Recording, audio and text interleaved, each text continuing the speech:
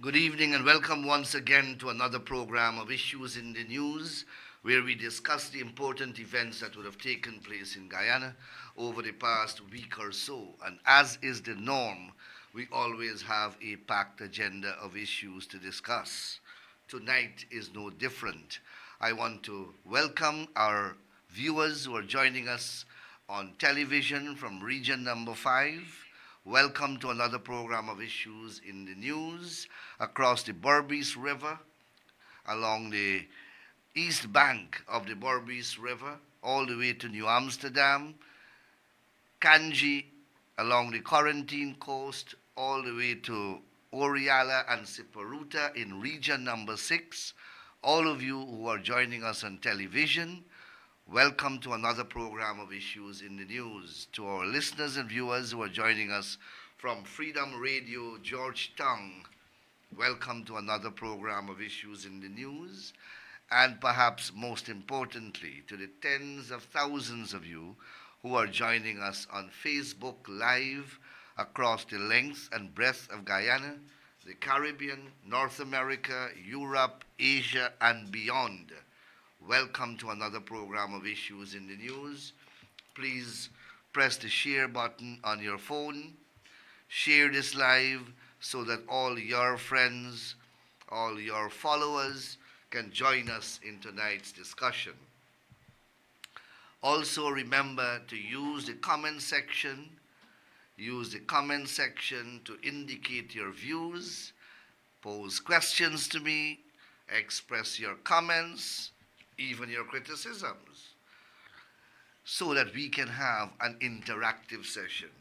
As I normally would say, if I don't get an opportunity to read the questions now or to read your comments now, I will read it and I will try to incorporate them or answer them in the next program. I want to welcome Armorel Madramutu, Omadat Singh, Bibi Shabira Hussain, George Garji Sitaram, Soma Bipat, Nick Narain, Babita Kisoon, Empress Bree Blackman Diabru, and K. Watson, and so many of you who are already on. Share the program so that your friends and your followers can join us in tonight's discussion. I begin tonight's program with a heavy heart. I am deeply saddened by the unfortunate and tragic events that have unfolded today in Linden. 2 Guyanese were shot, allegedly by members of the Guyana Police Force. One was suspected of committing rape repeatedly on a young woman and was being sought by the police, and in some type of pursuit, apparently he was shot. The other one, unfortunately, was shot in some protest actions that arose out of the first shooting.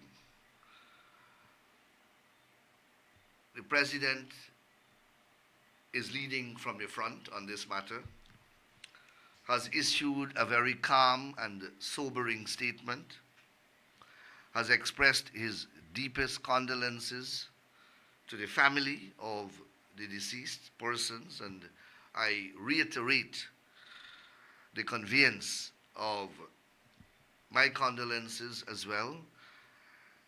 Significantly, the president has assured that no stone will be left unturned, and there will be an independent inquiry and investigation into these shootings. And depending upon that inquiry, actions will be taken that would be appropriate and lawful. The President has also called for calm and has requested persons not to take the law into their own hands and not to be instigated by others. Two wrongs do not equal a right. Damaging public property or damaging private property, assaulting the police officers,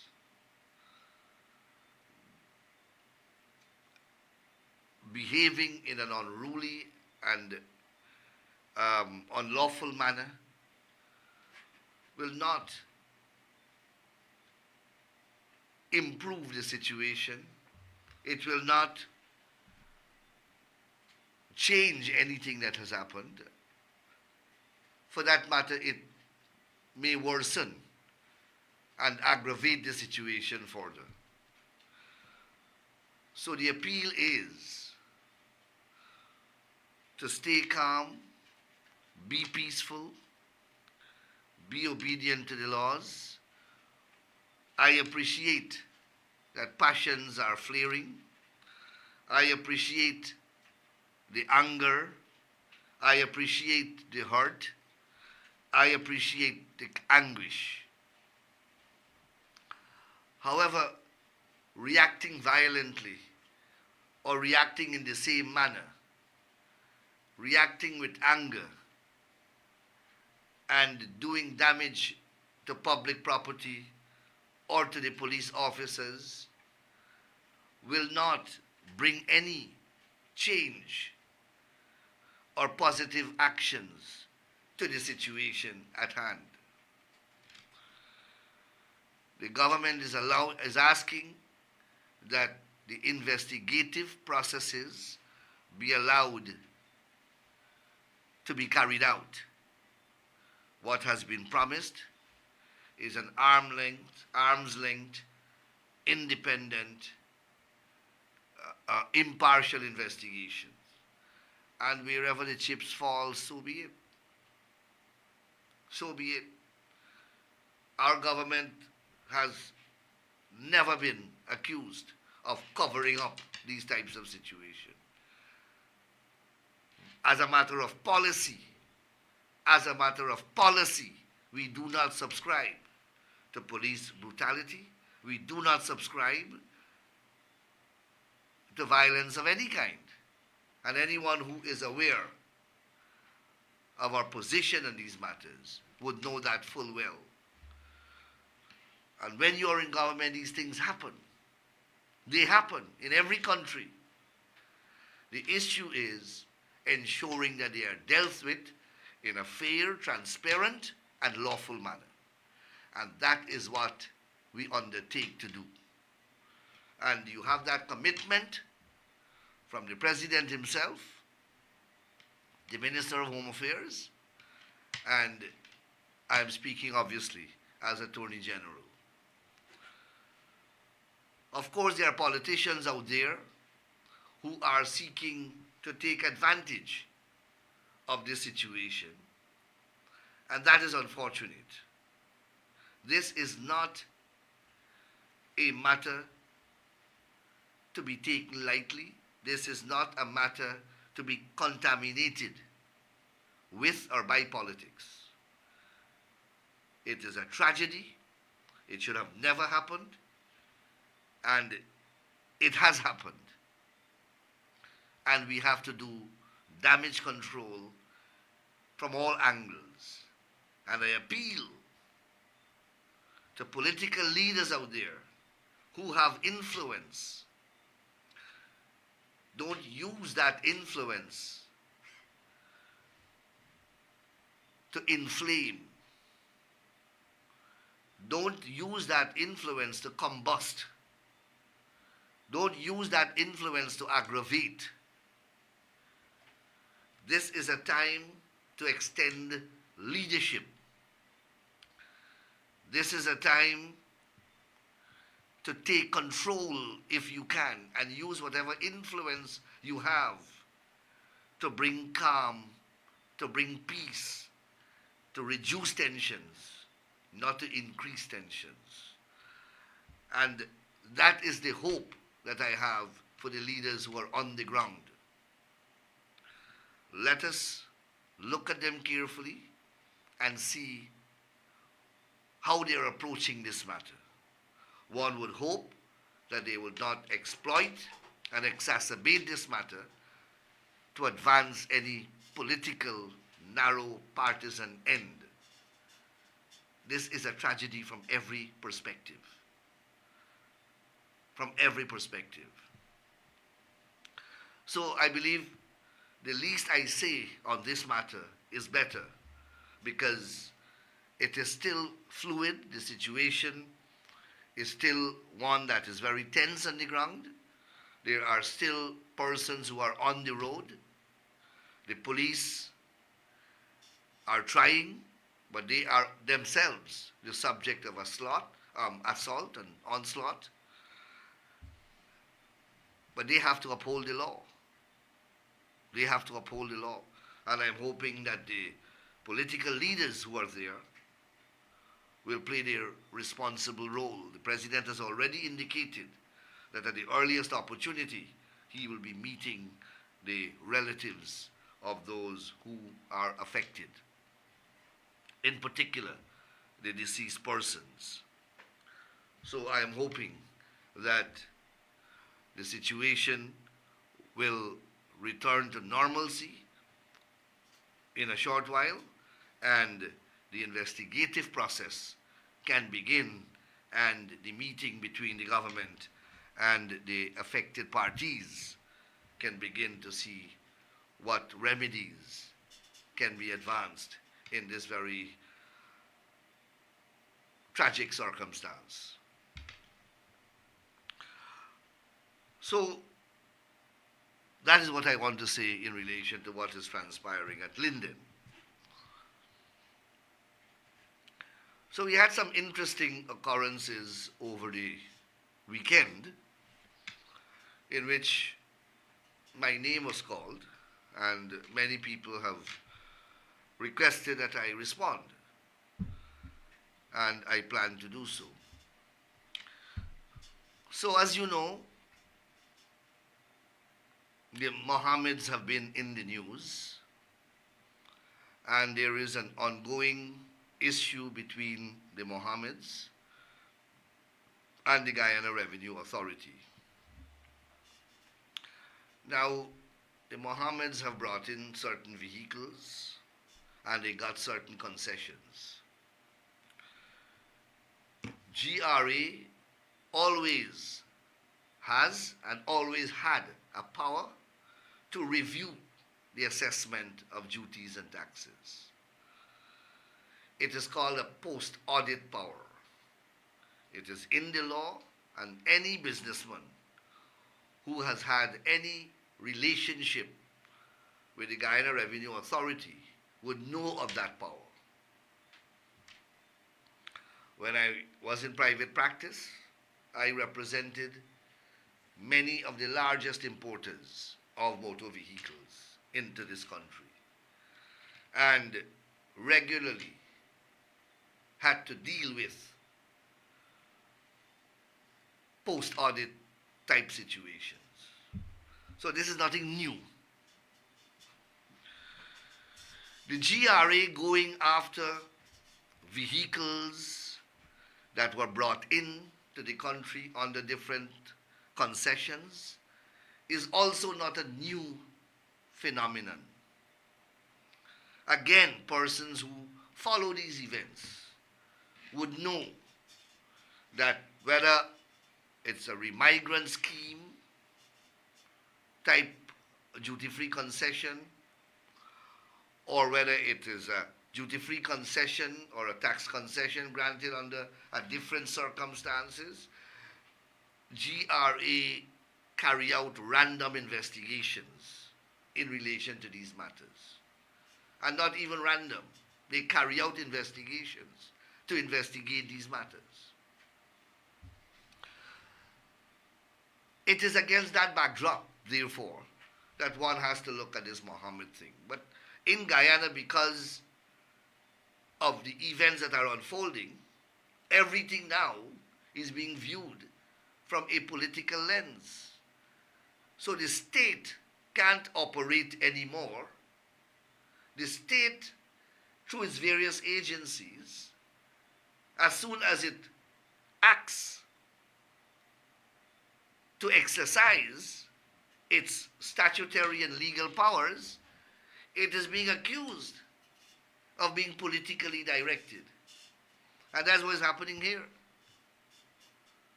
That's what is happening here.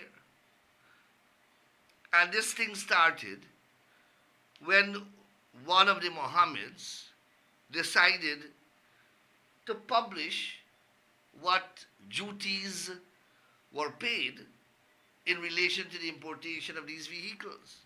He did that voluntarily. And he would have drawn to the attention of the Guyana Revenue Authority that the taxes that were paid or the duties that were paid were far less than should have been paid.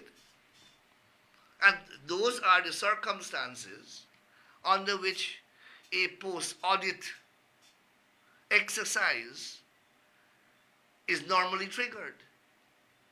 When there is an ex post facto realization that duties were not properly assessed. GRA will have to explain, and some officer who did that assessment will have to explain why the assessment was done in the way that it was done. But that doesn't prevent the GRA from reviewing the situation.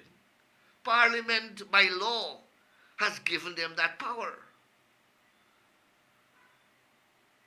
And that is not a recent power. That is a power that the Guyana Revenue Authority had for decades and has been exercising that power for decades. Businessmen who are listening to me would know what I'm speaking about. It's only the unlearned would have heard of this power for the first time. So there is no political connection, as far as I'm aware, between this exercise or in relation to this exercise. None at all. Now,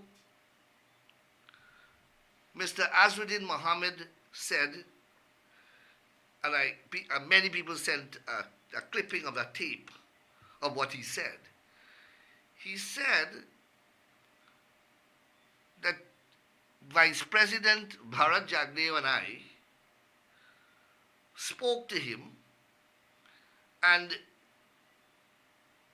said that we will send the GRA, or we will call in the GRA unless he issues a statement to say that he will not run for office.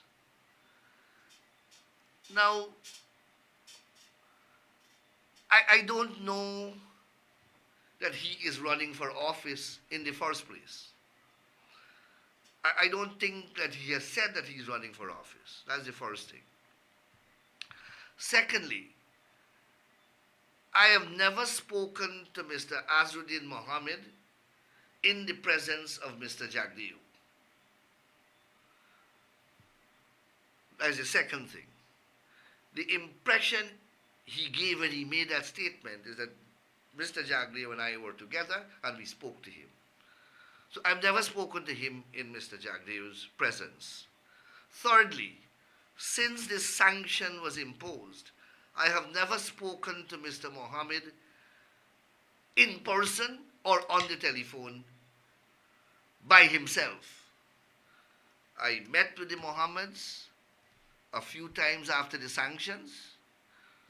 I was required to do so as Attorney General in order to explain to them that under the law, the government would have to take certain measures and take certain precautionary steps to protect the financial system of Guyana and to protect the state against the pernicious consequences of the sanctions. I never met them without their lawyers. Every time I met with them, they had a team of lawyers. And those meetings were in respect of disengaging seamlessly from all government businesses and from all state sectors in which they were involved and their companies were involved. Those meetings were very courteous and cordial. They were accorded all the due processes to which they are entitled. They were treated lawfully, and all the protective safeguards guaranteed to them by law were extended to them. At no time did they ever complain that the government was treating them unfairly, improperly, or unlawfully. And their lawyers, who are always present, can contradict me if they wish. This government has been fair, has been lawful, and has been transparent in all of its dealings with the Mohammeds, in which I was engaged since the sanctions.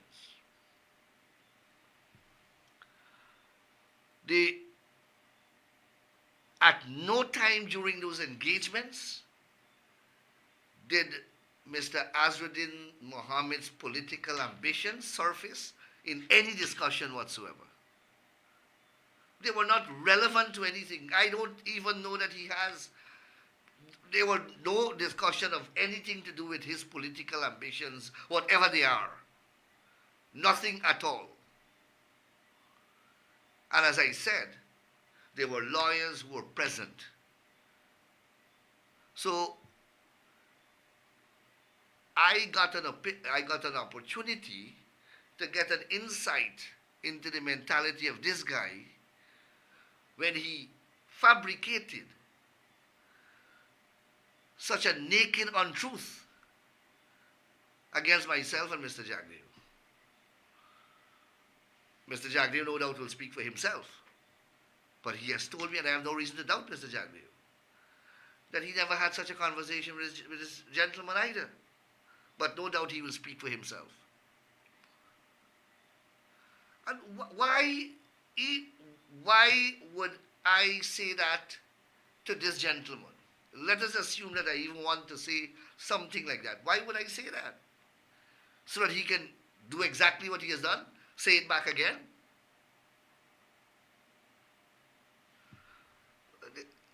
It doesn't make sense. But it shows you that this guy can fabricate and concoct an untruth in such a barefaced manner and say that he has some type of evidence to support it.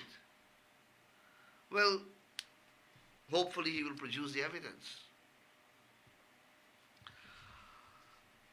But that was the engagement that the government has had with them since the sanctions were imposed. And as Attorney General and Minister of Legal Affairs, it fell as part of my responsibility to ensure that there is a proper disengagement and that there is a proper transition of their businesses and their business interests away from the state, in order that the public interest and the state financial system is not affected by the sanctions imposed and the consequences which can flow from those sanctions.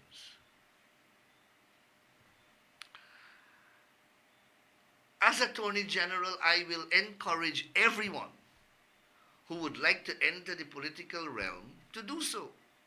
That is their right and freedom. That is what democracy is about. I play a role every day in ensuring that Guyana continues to maintain high democratic credentials. I will not sully that and that reputation for anybody, certainly not the Mohammeds.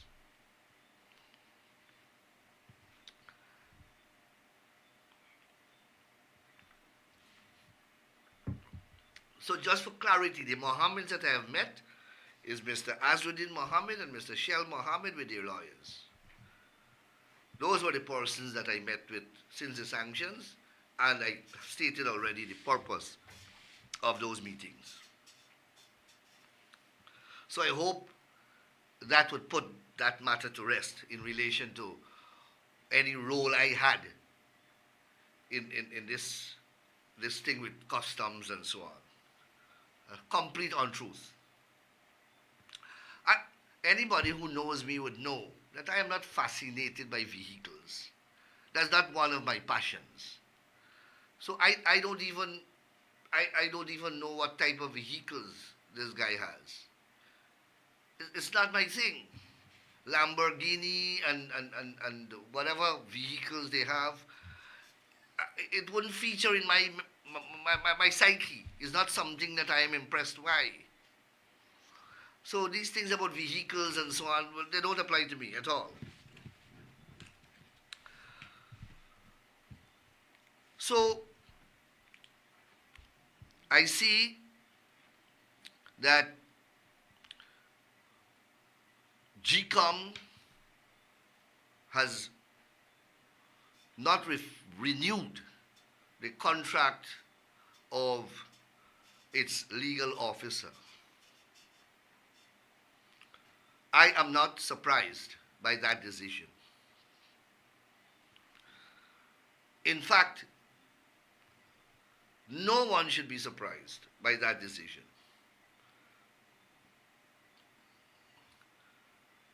This lawyer went to court and argued a case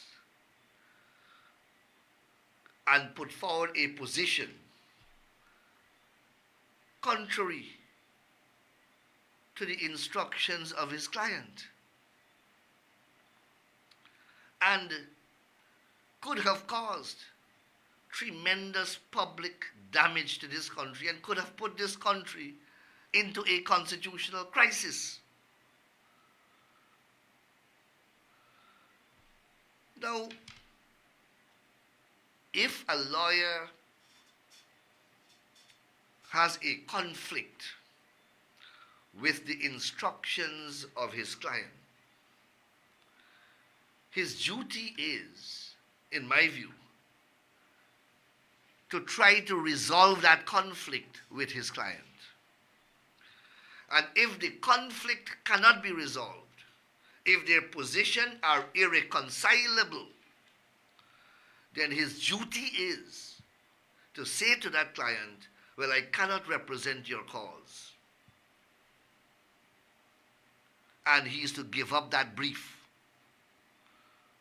What he cannot do, in my humble view, is tell that client that I will represent your cause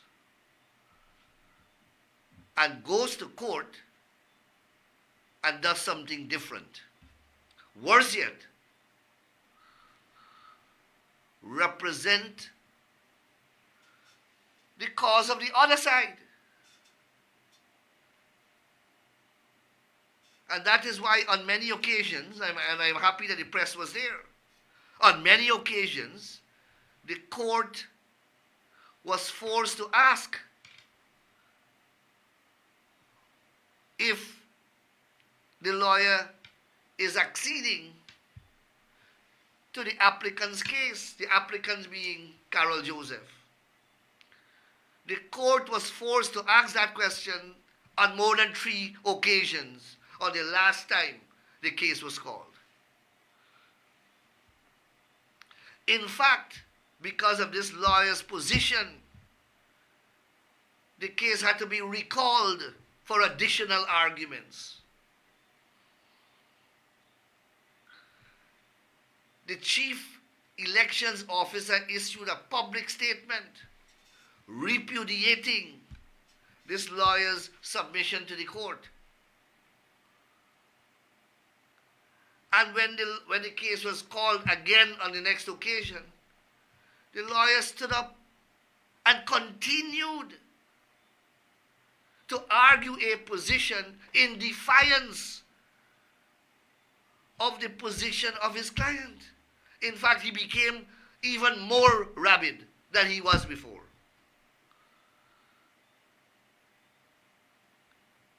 He now began to depart with his client violently, even arguing for 2 lists to be used for the impending elections.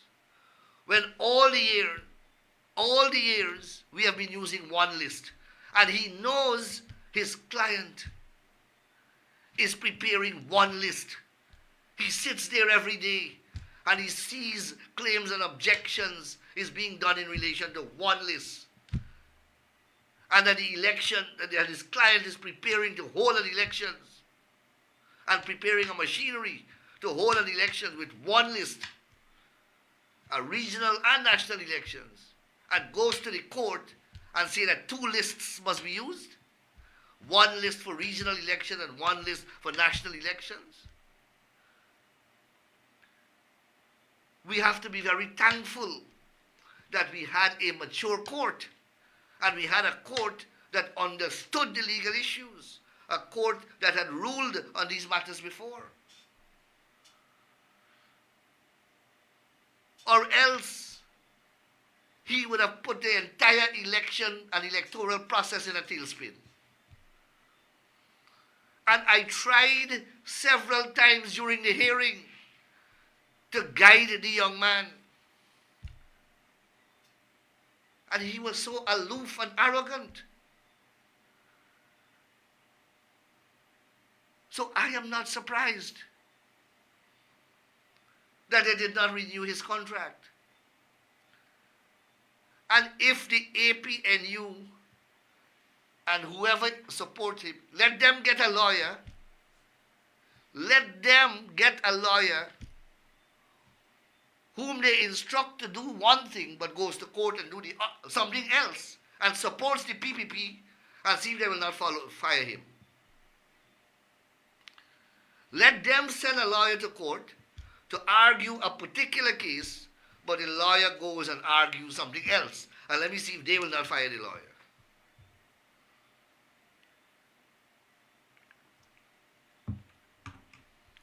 This young man is the architect of his own design. I have no problem if lawyers want to have a novel position. You can do that, but get your client's permission. Don't represent public authorities and constitutional bodies, because these bodies and these authorities can affect the public interest and the public good and the future of this country. When you want to have your peculiar idiosyncratic views, as I said somewhere else, go and write a book, go and write an article, or go and give a lecture somewhere. Don't play with a country's future.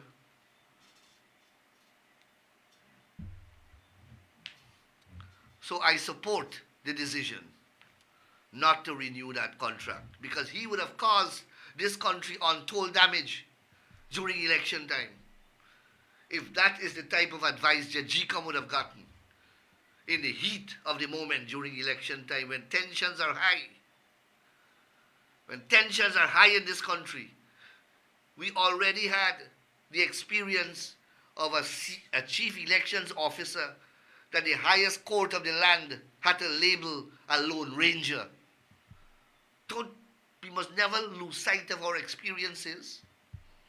The Caribbean Court of Justice had to reprimand and admonish the former chief elections officer and say in very emphatic language that he's not a lone ranger. This legal officer also is not a lone ranger. He has to act on the instructions of GCOM. And people who can't understand that they have to act on the instructions of the authority, then they have no place in working for that authority or working in an organization. They are dangerous to the public good.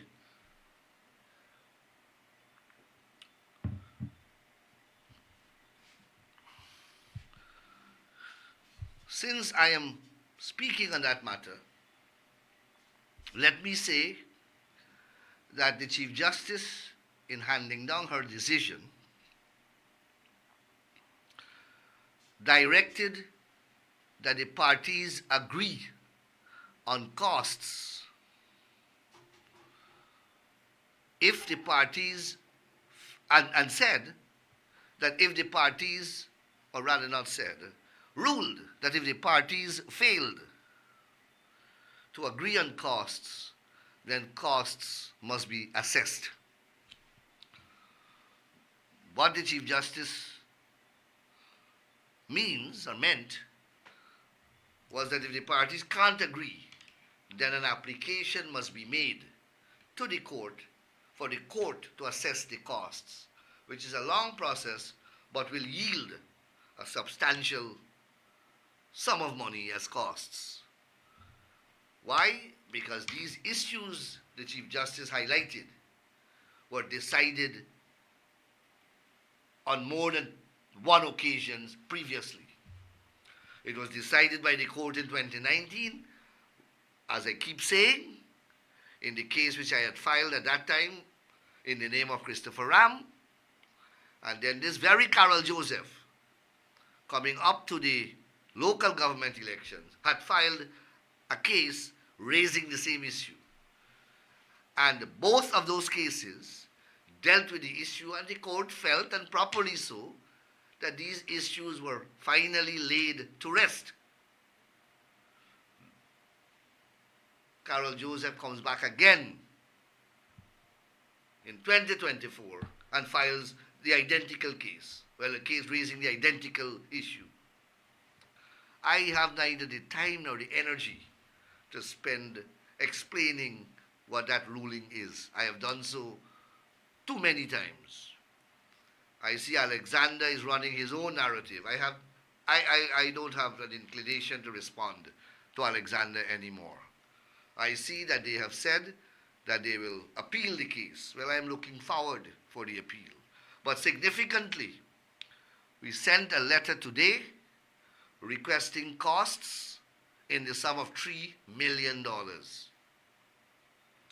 If they fail to respond, then we will approach the court and I will ask the court to assess costs somewhere in excess of $6 million. We cannot keep wasting precious judicial time and precious judicial resources in relitigating issues that have already been litigated and settled conclusively.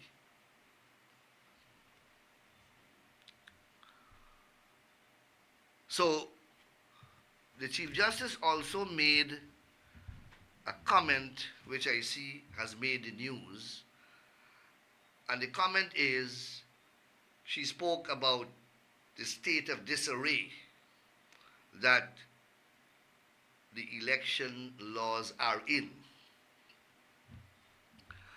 Now, a lot of work has already been done in addressing this disarray. The Chief Justice had expressed a similar sentiment in 2019 when we were arguing the Christopher Ram case. Since 2019 to now, in particular in 2023, when we did the amendments to the Representation of the People Act and the National Registration Act, we also did a massive undertaking of revising all the different pieces of electoral and election laws and putting them in their respective places. And they had to go essentially in the two principal legislation. So you had a set of laws dating back to 1993, amending the Registration Act. And some of them were repealed along the way. And some of the amendments were amended. And then you had another set of amendments amending the Representation of the People Act. And they also, over the years, were amended. The amendments were amended. And then we passed, in 2002, an Election Laws Amendment Act, which was another piece of legislation of some substance relating to elections. While we were doing the amendments of 2022, what we also did was to move all those different amendments, study them, and put them into the principal acts where they were supposed to be.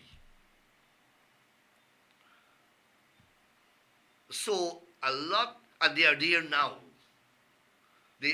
So we have a ROPA that is very thick, and that contains all the amendments to ROPA as of 2022. We have a National Registration Act that is very thick, and that has all the amendments to the National Registration Act as of 2022. So a lot of what the Chief Justice has described as in disarray has actually been organized and is now very easily accessible in the manner and set out where they should be. But the exercise is not yet completed. And that's why the revised edition of the laws are not yet published. So the Chief Justice really did not see the work that we have done so far. She's still reading the loose pieces because we have not made it official. The other aspect of it has to do with local government election laws. Those laws, we have begun the work to put them together as well. Bring all the amendments into the respected local authorities' election laws. But they are not as many, and that will be concluded definitely before the next local government elections. But a lot of the laws that were in disarray are now organized and are where they should be in the relevant principal pieces of legislation.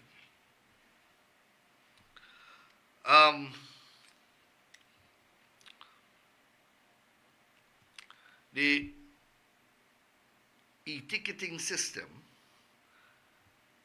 in relation to traffic offenses is up and running.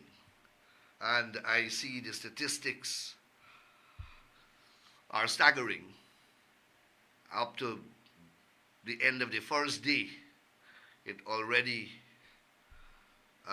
accumulated over 150 tickets. I don't know where it is currently. So it's up and running, and persons would have been receiving their tickets already. Tickets are going to be sent through the system to MMS, WhatsApp, email addresses, registered post to addresses, and hand-delivered. It would state, as I said earlier, the date and time where you can appear in court if you wish to contest the offense. If not, where you can go and pay the tickets. The tickets can be paid at monogram locations. It can be paid at the courts and I believe some other places. If you do not pay the tickets and you do not attend court, then the case will call in your absence. An arrest warrant can be issued for you, or the case can be proceeded ex parte and you can be convicted in your absence. Your license can be suspended. So the consequences are firm and drastic in some cases. And your license will remain suspended until you liquidate your indebtedness. The database will generate tickets only in relation to the registered owner of the vehicle. So if you, the registered owner, give someone else to drive your vehicle, you will get the ticket, not the driver, because the database doesn't have the driver in it. So when you get the ticket, you will have to go to the court to explain that you are not the driver and who the driver was. And that driver will have to also be named as a defendant, and he will be issued with a ticket as well. That is how it is done in the United States and in other countries where the ticketing system is being employed. I think the cost for the speeding ticket is $7,500. And I believe the seat belt offense is $5,500. So please ensure that you drive with due observance of the speed limits in the locality in which you are driving. Speed limits vary. There are sensors and cameras that will assist you in recognizing your rate of speed. You would have seen those sensors reading your speed as you approach them. Well, you should use that as a guide so that when you approach the camera, you will not be recorded at a speed excessive of the speed limit. Oh, I have the number here. 259 speed violations were recorded in 12 hours. 259 in 12 hours. Well, I think we have reached about 36 hours. So if you multiply that by 3, you can get a fair estimate of what the numbers are that this thing is generating.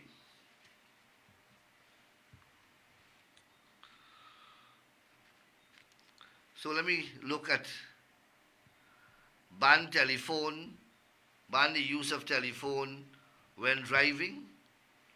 I believe that is already an offense. You ought not to be driving and speaking on the telephone. That is already an offense. You have to have your, you have equipment now that you can use. So that I got that from the comment section actually. So let me see what else. Speed kills. Well, we know that one of the main reason for accidents in Guyana, as established by the empirical data, is speed. And one of the main causes, or one of the main results of speed, is alcohol consumption. There's a connection between alcohol consumption and speeding. a deep connection. And that is why we have made so many amendments to our intoxicating liquor law. We have amended the Road Traffic, Motor Vehicles and Road Traffic Act. We have increased penalties. We have provided for disqualifications, temporary and permanent, in respect of driver's license.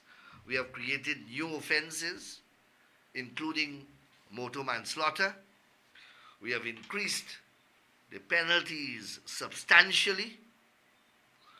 We have imposed responsibilities on owners of bars in relation to whom they sell intoxicating liquors to. So we have done a lot, but we have to do much more. We still have an unusually high incidence of traffic carnage or carnage on our roads.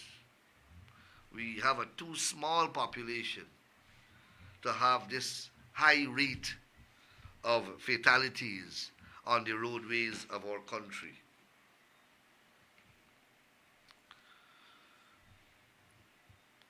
So I'm looking at your comments to see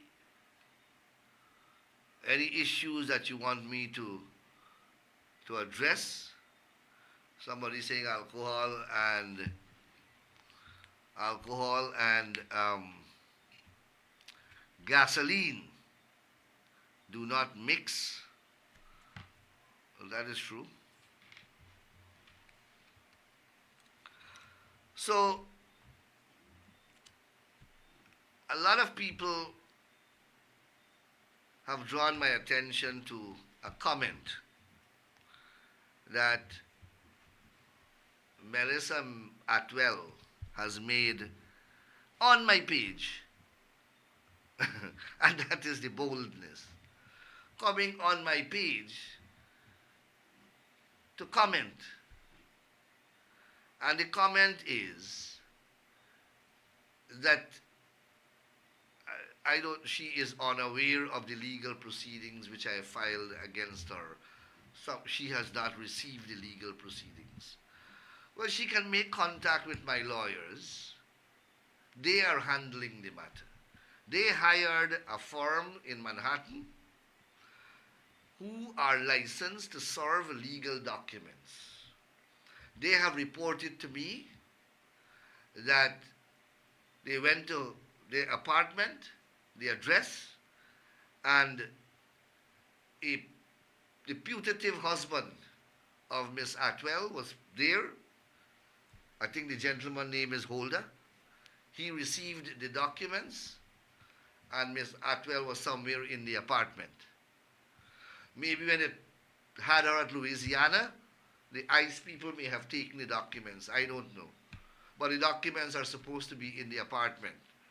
The putative husband should know, because I'm told that he came out to receive the documents while she was in there. That's the information I have, Ms. Atwell. I hope you make good use of it. The case is going on in Guyana, though. That's what you should know if you wish to follow up. It's a matter for you.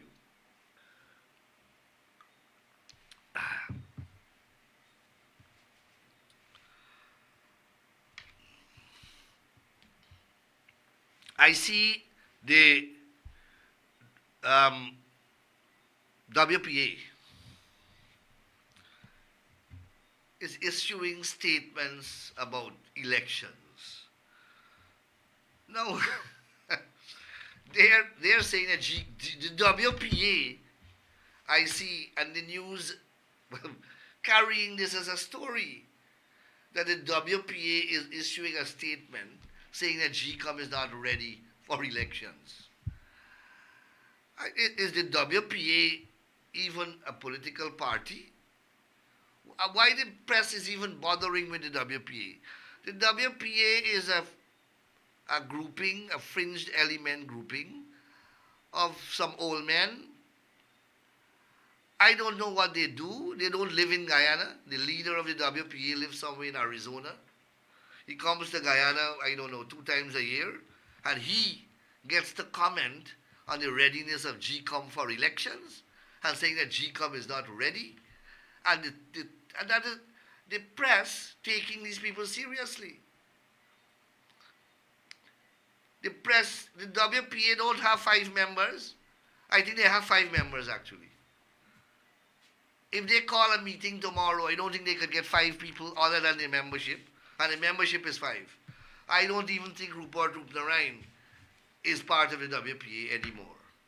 It is 5 persons I can name on my hand. 5 persons. I think 3 of the 5 persons live in Guyana and 2 live overseas. I think so. That is the WPA. And they're issuing a statement about whether elections should be held in Guyana and who is ready and who is not ready. And the press is making that news. Waste of time. This is where my operator is signaling to me that we are approaching program time. I want to thank you very much for spending the past hour with me. We have covered a number of important issues. And I want to close by again reiterating how deeply saddened I am by the events that have taken place in Linden. My deepest condolences and sympathies go out to the families of the deceased persons. The government will meet with them in due course, and certainly the investigation which is promised will be held, and it will be done very transparently, and it will be independently conducted and in accordance with the highest professional standards. That is the undertaking from the President, and no doubt we will ensure that that undertaking is discharged. I want to thank you once again. Please enjoy the rest of the evening, and I'll see you next week. Take care, and may God continue to bless you. Thank you.